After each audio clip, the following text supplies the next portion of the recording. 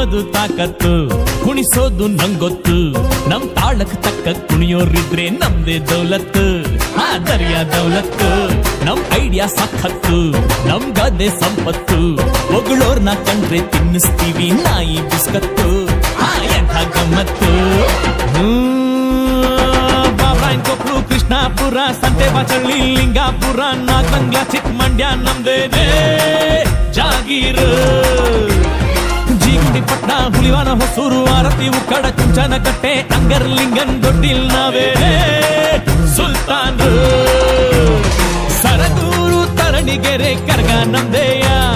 ವಡೆಘಟ್ಟ, ಶಾಗೋನಹಳ್ಳಿ, ನ್ಯಾಯ ನಮ್ದೇಯ. ಗುಂಡಾಪುರ, ಗೋವಿಂದಹಳ್ಳಿ, ಗೋಡ್ಗೆ ನಮ್ದೇಯ.